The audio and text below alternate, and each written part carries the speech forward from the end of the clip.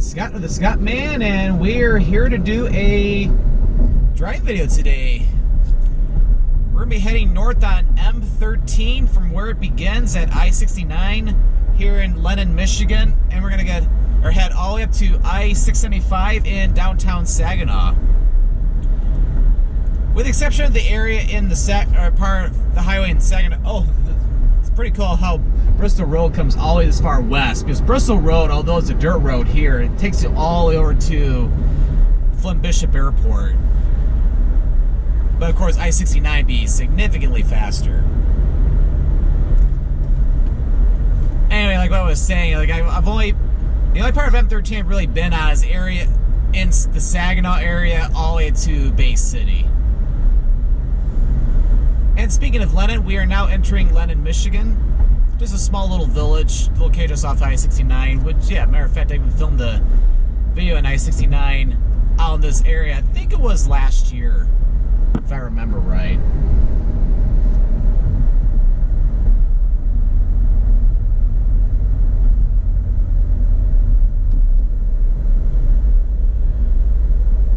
Yeah, as you can see, Lennon is not really that big of a village. It's mainly located on the Shiawassee County side of the border, which is to the left. It's right in here, M-13, which here is also Sheridan Road. This is on the border of Genesee County to the right and Shiawassee County to the left.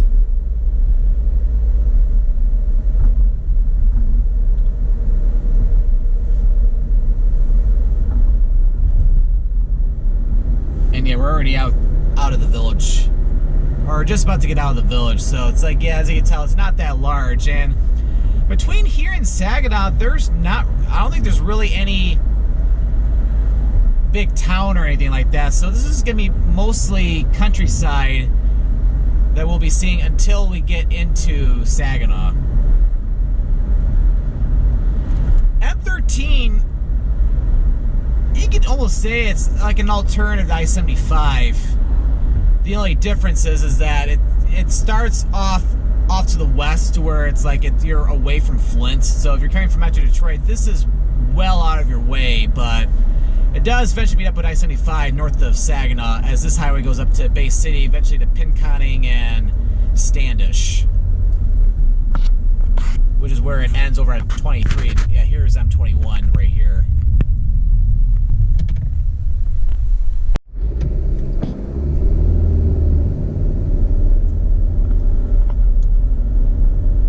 If you're to take M21 east, 31 miles to Saginaw. If you're to take M21 east from that traffic light, that'll take you back into Flint.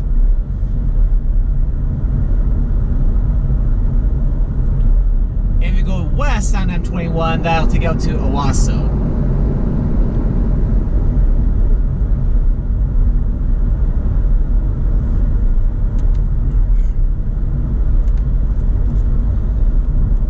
We have a lot of rain coming later today, but it's not supposed to move in until this afternoon, so it's definitely a beautiful morning to get out to do at least a driving video today. Yep, now we're truly entering farm country.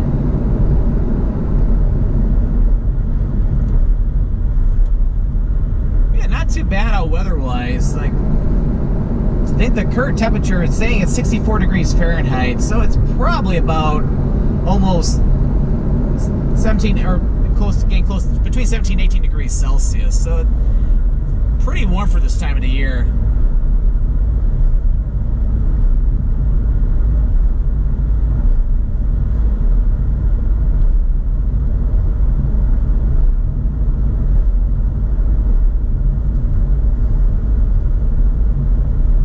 Although I'm not going to be filming it or anything, but I'm on my way up to Bay City today. Which, yeah, I did film a video in Bay City a few years ago, which turned out very well. I was really happy with how it came out. But I'm actually heading up there today for a reason today. I'm getting the vaccine for the SARS-CoV-2 virus.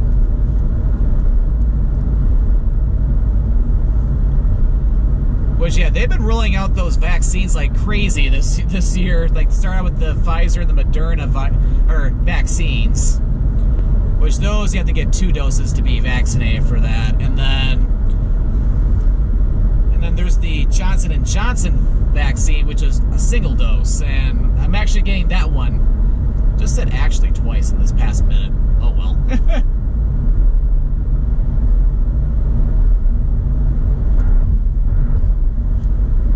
But anyway, so yeah, I'm getting the Johnson & Johnson vaccine today, so this will be the one and only dose I'll be getting today, because I only have to make a single appointment for this. Because yeah, it's like what they say is that you're supposed to be fully vaccinated 2 weeks after the last dose of whatever you get. But yeah, as travel's opening back up, it's like especially as I want to resume international travel again, I can see more and more countries either requiring the vaccine temporarily. I don't see it being permanent, like just like I think like with yellow fever, for example, because I know there are many countries in Africa which require you to have a yellow fever vaccine in order to be admitted to the country. So I could see this particular vaccine being pretty similar. Towards like either you have to have it to enter, or it's like you have it, or if you don't, then you either have to test negative for the virus or possibly even quarantine. So it's like, but yeah, it's really interesting how this vaccine really got rolled out. And oh, a little disclaimer, any conspiracy theories will be deleted I will delete any comments talking about conspiracy theories, because yeah, they don't alter your DNA or anything like that, anything crazy.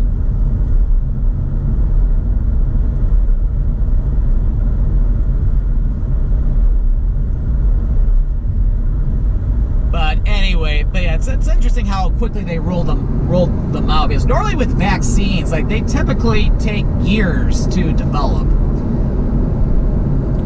and of course do all the proper testings. But because of the nature of the pandemic, they're doing what's called an emergency rollout. I don't know what the true term is, but they basically approved it for emergency use, like basically like for the purpose of controlling a pandemic.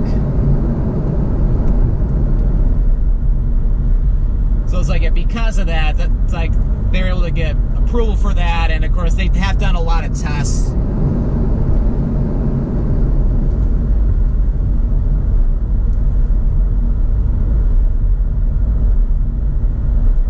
And so far, from what I've been seeing, it's been going pretty well in general. So it's.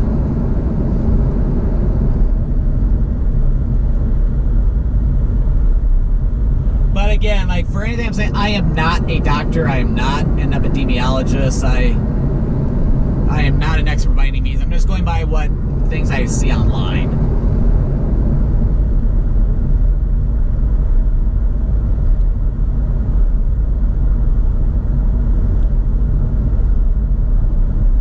All I do know is that, yeah, like, there can be possible side effects from it, though, like maybe more than like a flu vaccine, to where like you might like feel soreness in the injection area, which that's pretty common with many vaccines, though, because I think I may have had that when I had the flu vaccine one time, although I can't remember 100% though.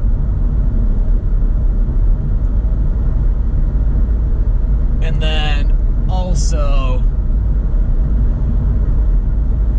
and there's been reports too where people will feel a little bit fatigued the next day, which I know people have gotten the vaccine already that basically have just felt a little tired or had like a headache or some even like flu-like symptoms. So yeah, it treats everybody differently. The good news is that I'm getting this on a Saturday, so I don't work on the weekend. So if I feel like crap tomorrow, I can just take it nice and easy tomorrow, and then of course resume work on Monday. And disclaimer, if you are watching this YouTube video right now, I'm doing okay. So, no worries there.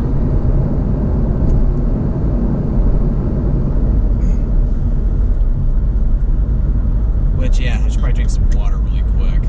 One thing they do say is that to stay hydrated as much as possible.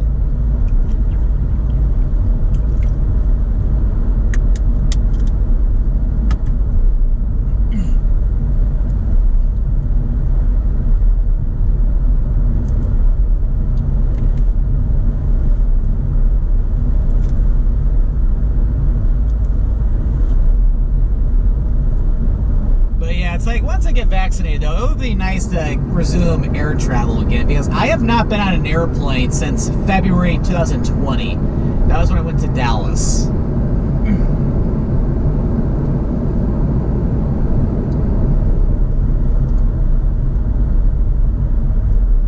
Which, yeah, that's probably the longest, this has been the longest I've gone without flying anywhere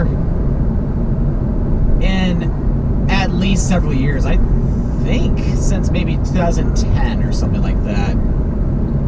So 2010, I did one trip by airplane. That was when I went to Colorado for the very first time. Oh, here's Mount Morris Road. Turn right there, Mount Morris Road. That'll take you all the way to Mount Morris, Michigan, and then also back over to I-75.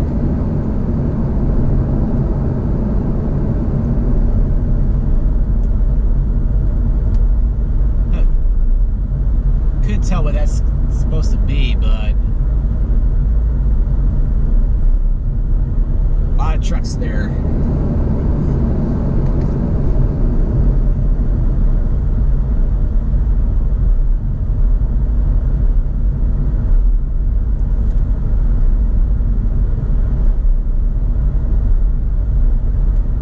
But yeah, but anyway, yeah, definitely want to start planning some different trips again. Because, yeah, since the pandemic started, I've only been doing road trips. Although they have said that air travel is pretty safe, though, but I've been taking extra precautions, though.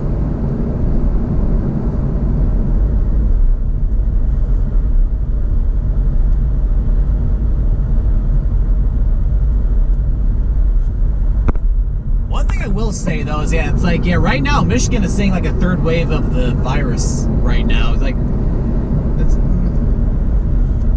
it's like, yeah, right now, it's like, yeah, since the very end of February, early March, yeah, cases have been going up like crazy here, despite the fact that people are getting vaccinated. So it's like, yeah, we're not, so as you can tell, we're not quite to herd immunity just yet. But it's like, what I've noticed is that, like, like when there are a spike in cases, it only lasts like several weeks, and then it plateaus, and then it goes back down again. And I suspect, of course, this video is going to be going up probably at least a month or two in advance, but what I see happening is that it's going to peak, and then it's going to go back down again. Well, there's a little bit of a backup here. Not sure what, yeah, I don't think anybody made a turn here, so I don't know what's going on here.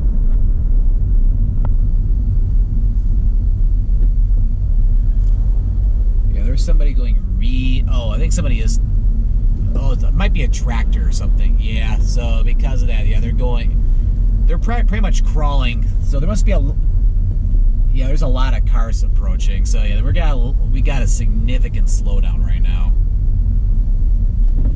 And yeah, nobody's able to pass because we got quite a bit of traffic. Yep, so this is going to be really, really slow, so I apologize for this. Yeah, I don't know why, okay, yeah, there is a car coming. It's like, I don't know why people aren't passing the tractor. Because I'm looking in the opposite lane that, okay, people are starting to pass now. Yeah, there's plenty of time. They gotta move a little bit because we're driving the wrong side of the road right now with cars eventually coming. Well, at least we got past that one, though. That's one thing you'll see when you're driving on a lot of these, I don't want to call this a country road because this is just a state highway, but when you're driving out of the country, like every once in a while we'll encounter like slow moving tractors like that one.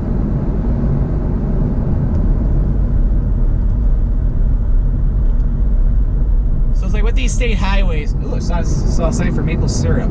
Maple syrup sounds really good right now. Having on some pancakes or waffles. Be a nice treat.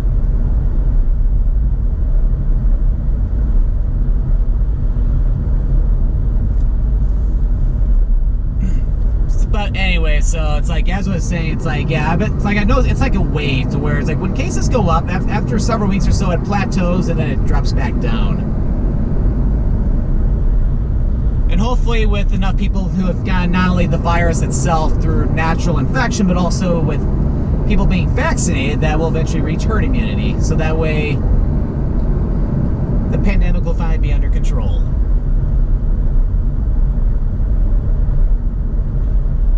And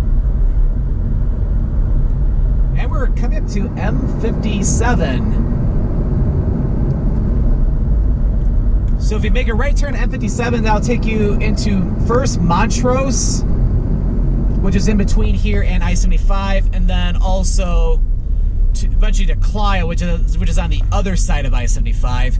Make a left turn here at Vienna Road, which is or M57, excuse me.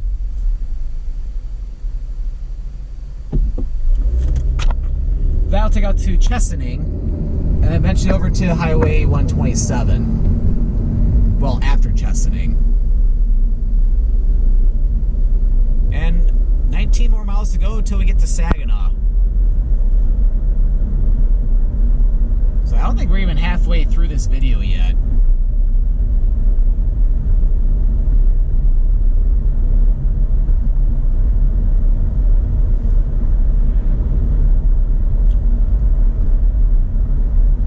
Technically right here, because Shiawassee County doesn't go as far north, I don't think, as Genesee County.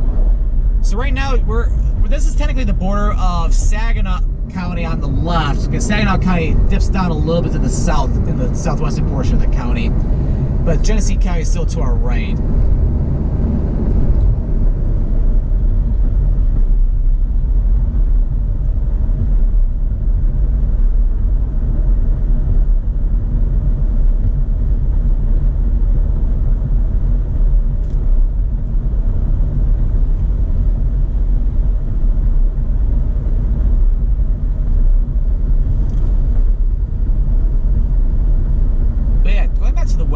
April's been very, very warm here in Michigan lately. Like, as you can tell, this is like today's April the 10th, or the 10th of April, and things are already starting to bloom already, which it's a little earlier than what it normally does, but I'm not complaining. I like seeing all the green.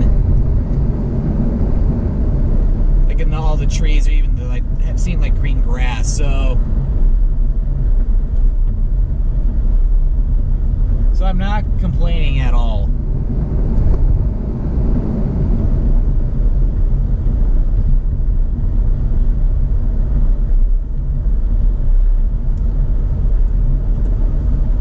Heck, in some areas down in the Detroit area, I'm even starting to see some flowers bloom already.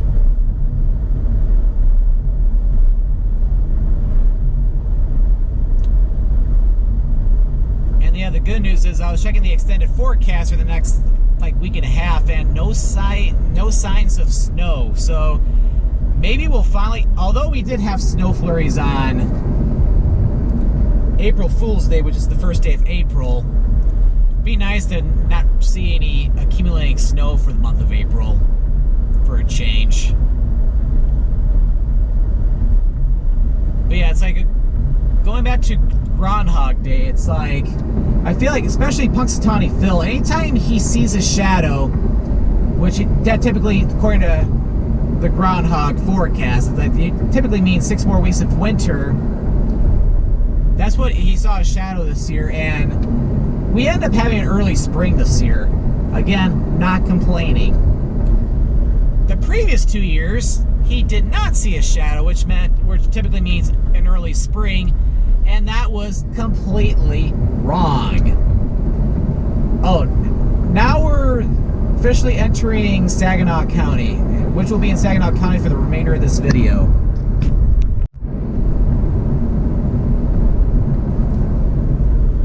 Because, yeah, the 2 years that the groundhog did not see a shadow, again, Punxsutawney Phil specifically, I don't know about any other, because I know there's many other groundhogs and woodchucks. I say that the way I did because they're the same animal. They're typically called groundhogs here in the U.S., although I think other countries, or maybe even other parts of the U.S., refer to them as woodchucks. Just like I think there's one in Michigan that's called Woody the Woodchuck or something. But anyway, so it's like, yeah, when Punxsutawney Phil did not see a shadow the 2 previous years, we ended up seeing snow in April. And it was pretty chilly, too.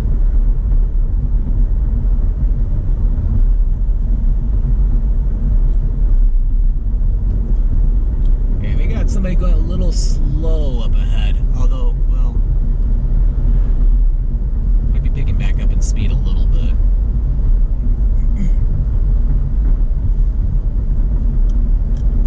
Some more water.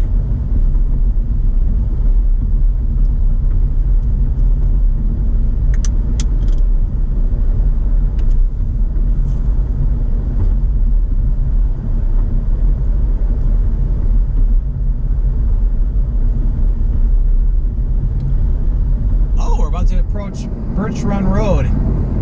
Well, momentarily.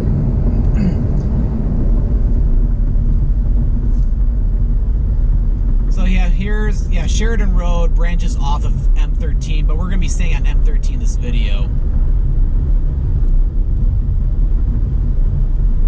As we're now going to start heading a little bit more to the northwest. And here's Birch Run Road. So like if you make a right turn at Birch Run Road, that'll take you all the way to Birch Run.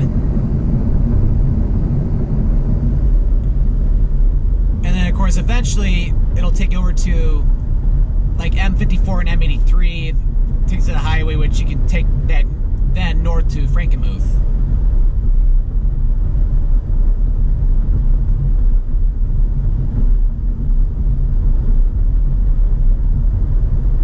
Yeah, lots of farmland here. I wonder what that is over there.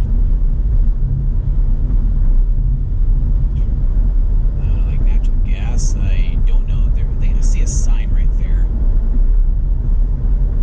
The Sugar Beet Receiving Station. So yeah, that's what that is. Stuff you'll see out in farm country like this.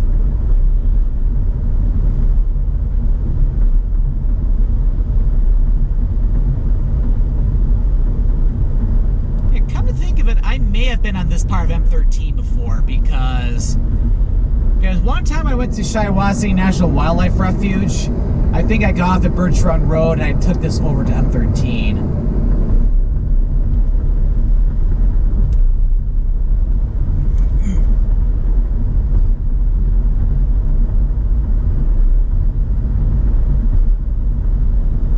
Alright, now we're starting to curve more back just to the north again.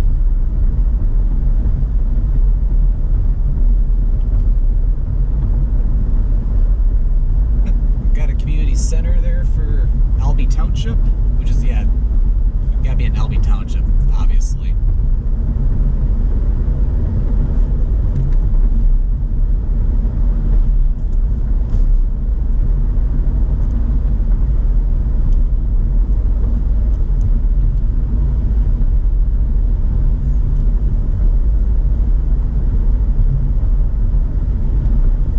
But yeah, gotta love it here in Michigan during spring when it doesn't snow. Excuse me, when it doesn't snow.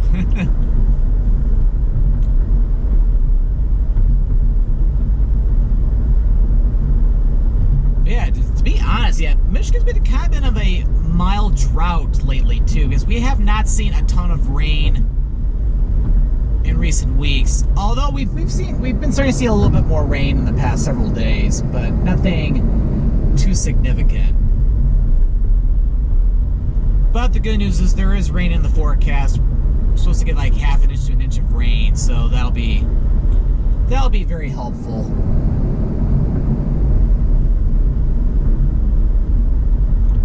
So that way we can see some great delicious crops sold at a lot of the different farmers markets, because starting maybe in April, but especially in May, we're going to be seeing a lot of farmers markets opening up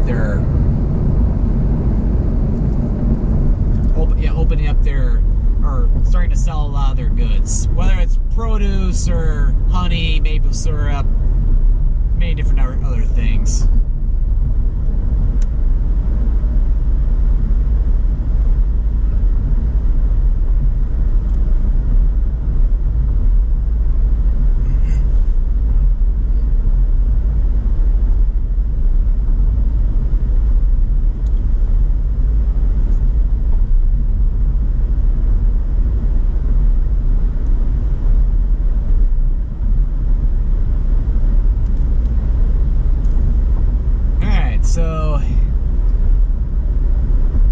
Kidding when I was telling you, like back in Lennon, Michigan, yeah, hardly any towns along this part of M-13. Of course, on a positive note, it's like the speed limit gets to remain at 55.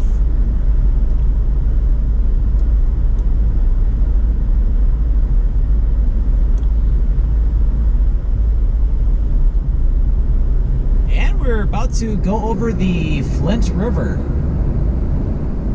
So if the Flint River comes all the way over from Flint, and eventually we'll take it over to the, for sure to the Saginaw River, maybe it goes to the Shiawassee River first. I'm not 100% sure about that, but we're not terribly far from the Shiawassee National Wildlife Refuge, which I've been over to there a couple times in the past. It's a pretty cool area. I filmed a video there one time, but it was a very long time ago, and the quality probably was not the greatest, though.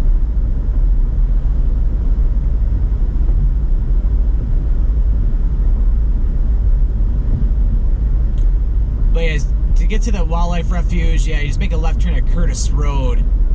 Not here, but yeah, up here. Because you make a left turn on Curtis Road, that'll eventually will empty out into the.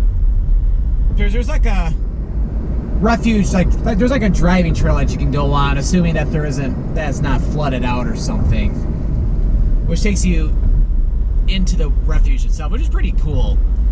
Oh, and then also if you take Curtis Road the other way going right, that'll take you all the way into Frankenmuth. Like just the south part of it, like kind of like where that current sausage is, like south of the River Place shops. So that's basically between downtown Frankenmuth and Bronner's. So yeah, this part of M-13, yeah, from Curtis Road north, I have been on this part before.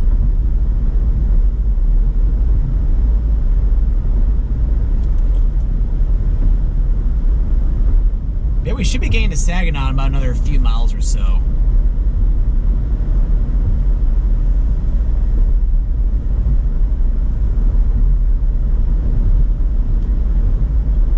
Yeah, my vaccine appointment's at 1:30 in the afternoon, so I'll definitely be getting some lunch between now and then.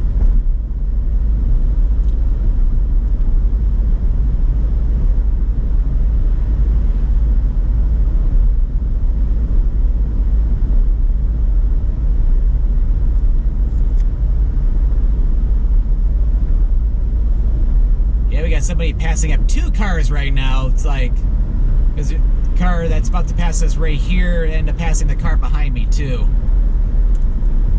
As what I always say in Michigan, it's like even if you go over the speed limit, there's somebody who wants to go even faster. Because I've been on, I think there was one time I was going, somehow was going 5 over the speed limit one time, and I was still passed by somebody. And then I was driving on the freeway one time. It's like, yeah, I ended up getting passed by somebody, and there's a sheriff's office. Oh well. But it's like, but I see it more so on the freeway. It's like, It's like there are people who will go, if like the 85%, if 85% of the traffic is going like 5 or 10 over the speed limit, there's still a lot of cars that are going significantly faster. Almost like if the freeway is just one giant racetrack.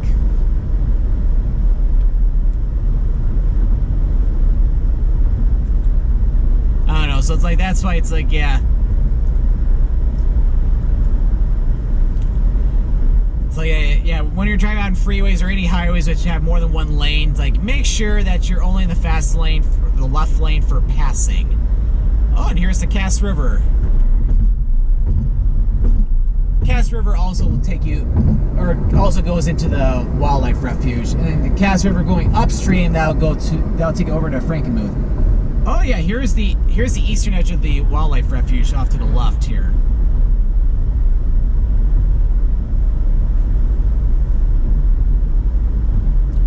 It is a very good area to do some bird watching.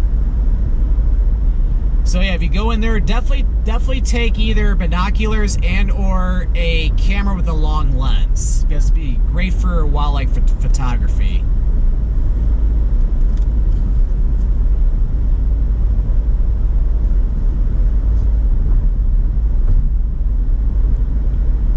Yeah, it should be getting to Saginaw about another couple miles.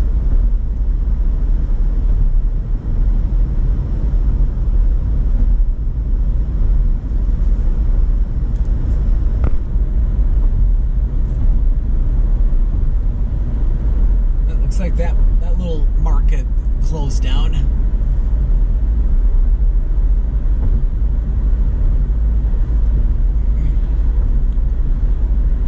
So how I'll be doing this video is, yeah, again, I'll be ending the video at I-675. I'll be basically going through the south part of Saginaw and then going through downtown Saginaw as well. At some point, I would like to film a continuation of M-13 going north from 675 all the way up to where it ends at 23 north, or between Pinconning and Standish. But now we're starting to come into Saginaw.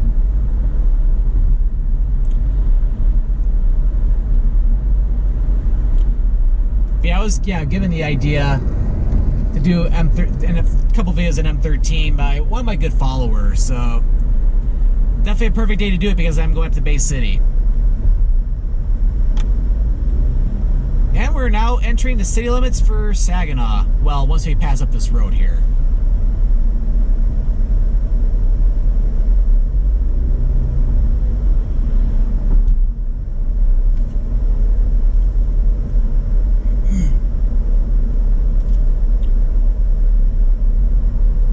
So, yep, we're now in the southern part of Saginaw. Got a nice big cemetery up to the right. Forest Lawn Cemetery.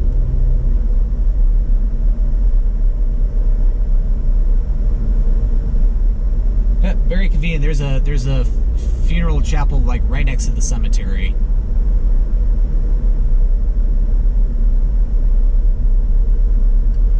So yeah, now here's where we might start to encounter some more in the way of traffic lights. We'll see. We'll have to stop at any of them.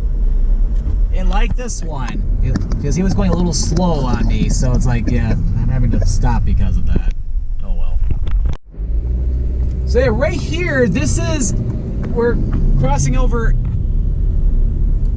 M46. M46 is a pretty big state highway, which it goes all the way across the state of Michigan. I think it's the longest east and west state highway, and this is terrible timing, having to stop at this light too. Alright, never mind. But I was like, yeah, right here, M46 kind of divides up into two separate little roads, like, or one-way roads.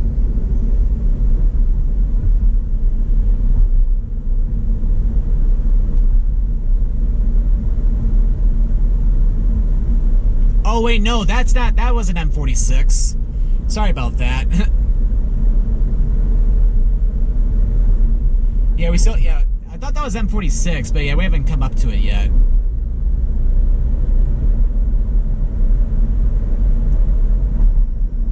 Yeah, now I'm seeing M46, not this light, but the next one. So yeah, M46, it goes all the way as far east as like Port Sanilac, Michigan, and then of course continue west. Goes all the way up to like over by like Lake Michigan.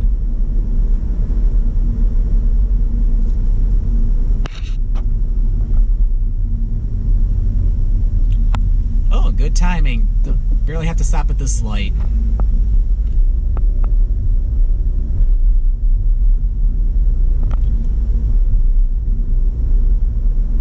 Okay, I'm thinking M46 that divides up on the west side of the Saginaw River.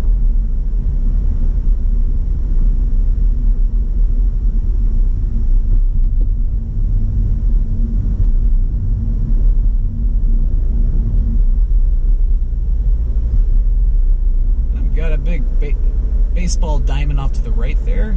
See some kids playing some baseball right now.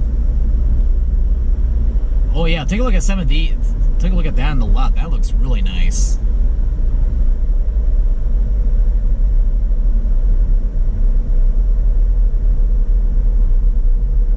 Very beautiful buildings along in here. That's a beautiful church.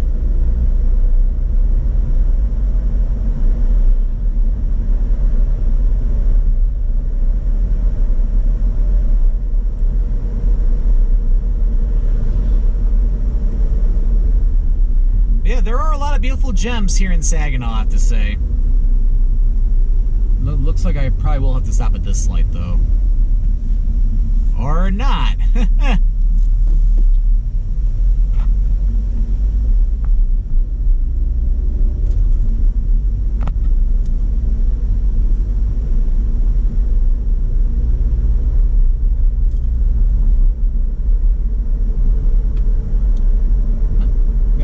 Post office for Saginaw right there.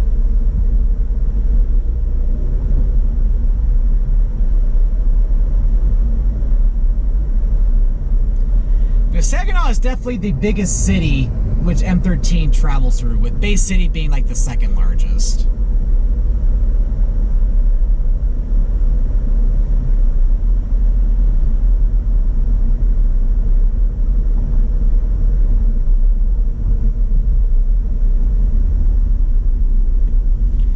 Probably have some more water.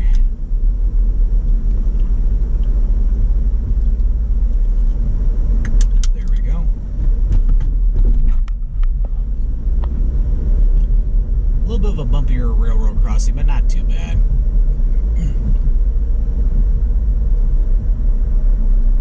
And here we are, downtown Saginaw. And then it's like, yeah, you can even see 675 up and off in the distance. So it's like, after you get to downtown Saginaw, I'm going to get ready to conclude the video. I'm surprised the speed limit is still 40 miles per hour here.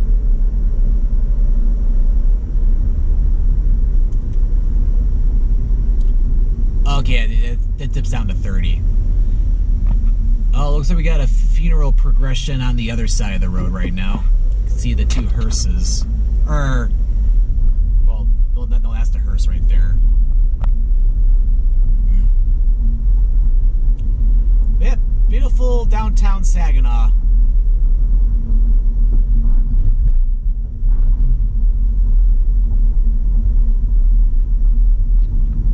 May have to stop the video here at Genesee Avenue. Oh, never mind. We're getting lucky today.